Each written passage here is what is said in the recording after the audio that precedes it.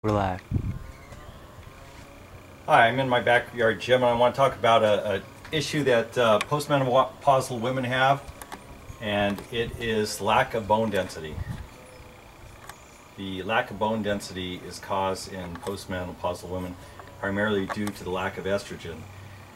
Postmenopausal women stop producing estrogen, and estrogen is a key component and a key hormone in the building of bone density in women. So one of the things that you can do to offset it to create bone density is you can do what are called load-bearing exercises.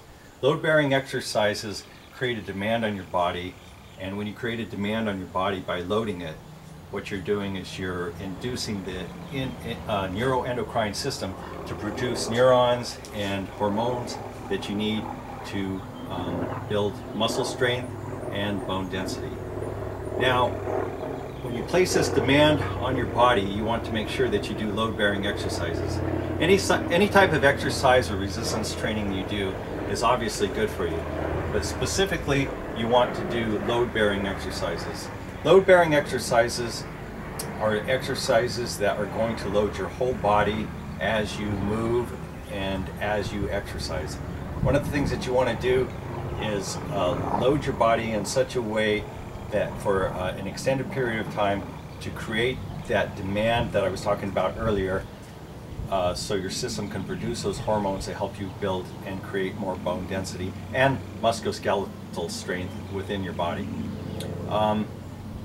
Load-bearing exercise come in many forms. For instance, you can do some walking, you can do some running, and you can do some different types of weightlifting. What I'm going to share with you today are a few examples and easy ways to build some bone density. One of the using load-bearing exercises, I want to make sure I distinguish between regular exercising, cardiovascular exercising, for instance, and load-bearing exercising. You have to load your body. So anything that you do in the form of exercising, you want to load your entire body. What do I mean by loading your body? What I mean is placing a load on your body that your muscle system and your skeleton system has to lift an additional load. You can even use your own body weight. So one of the exercises is running.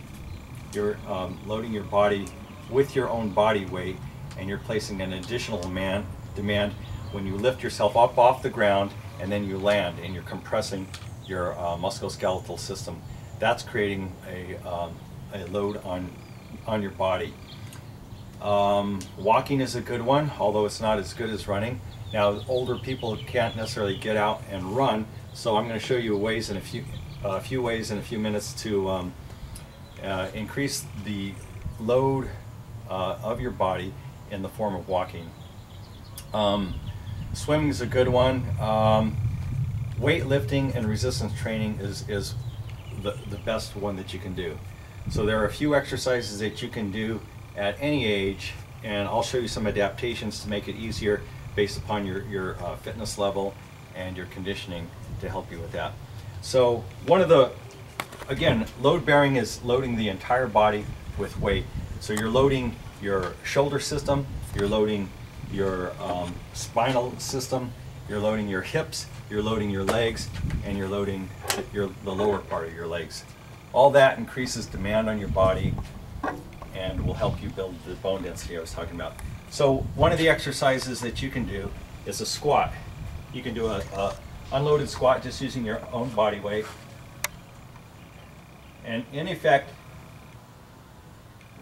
you're loading your body with its own body weight. You can do an additional squat using weight.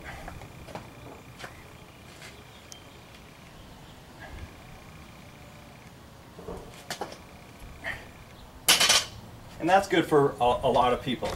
As you get older in your 60s and 70s, I wouldn't expect anybody to do that.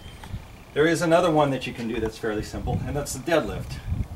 The deadlift, just pick the barbell up off the ground, make sure you extend your hips fully, place the barbell back on the ground, and repeat. Those are load-bearing exercises that put the demand on your body to help you increase your bone density.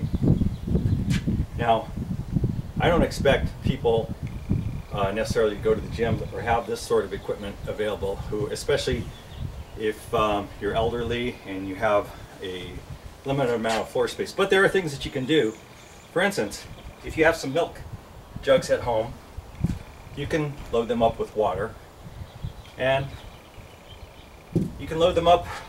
If you take a gallon milk jug, you can load it full of water or half full of water or whatever your comfort level is, and you can just do some simple deadlifts like this. Now obviously these are kettlebells, but you can replace the kettlebells with the milk cartons full of water. If this is too low for you to reach down to get, you can always put those milk cartons that are full of water onto a platform like this, so you don't have to bend down as much. If you have two of them, that would be great. You just lift, squat, lift, squat. Ideally you'd have one on each side, so you'd be going like this: lift, squat, lift, squat. That way you don't have to go all the way down. The main thing you don't want to do is you don't want to curve your back like that, or you're going to hurt yourself more.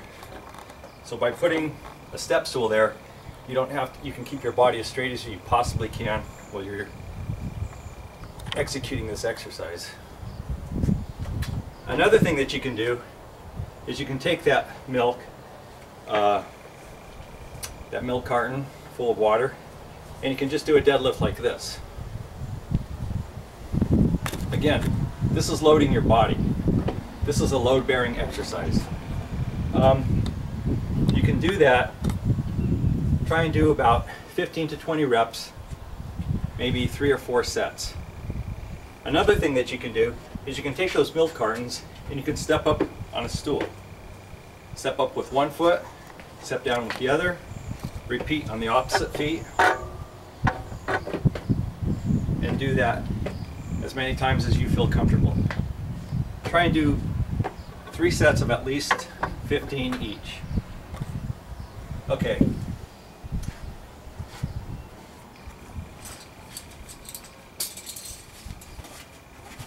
Right now the weather is really nice in most parts of the country. If you get out and you do your lawn exercises or your gardening and you're mowing the lawn, you can increase the load on your body, and walking, by the way, by just taking a simple backpack like this and loading it with weight. I'd use some sort of pliable weight. These are just little sandbags. Each of them weighs 1 pound. You can get some sand or dirt and fill it up with water. You can fill it up with sand. You can weigh it. Make sure you don't go over, make them about 2 pounds each, 1 pound each, whatever you feel comfortable with. You can place that weight inside of your backpack. And then once you do that, just put the backpack on and conduct your business. You can go mow the lawn, you can do your gardening. The whole time you're adding, I should say, that additional load. You're doing a load-bearing exercise. If you start to fatigue, take it off. You don't want to hurt yourself. You can also do this with a walk. If you get to the point where you can walk around the block pretty easily, you want to walk, like I said earlier, you want to walk at least 30 minutes a day, 3 or 4 times a week. If that becomes too easy for you, you can load yourself additionally by placing the weights in the backpack as I've just showed you. Start out with no more than 5 pounds. Make sure you can go the whole distance. Then eventually you can increase the distance and you can increase the load. Eventually you might work your way up to 10 pounds. Whatever you do, just make sure that you progress at a rate where you're not going to hurt yourself. And those are simple ways that you can help yourself increase your own bone density and hopefully not have to take any sort of medication. Premenopausal women, it's important for you to build as much bone density as you can now. That way you get a head start. You kind of get a head start on the problems that you potentially can face later. But there's no limit to what age that you can do this.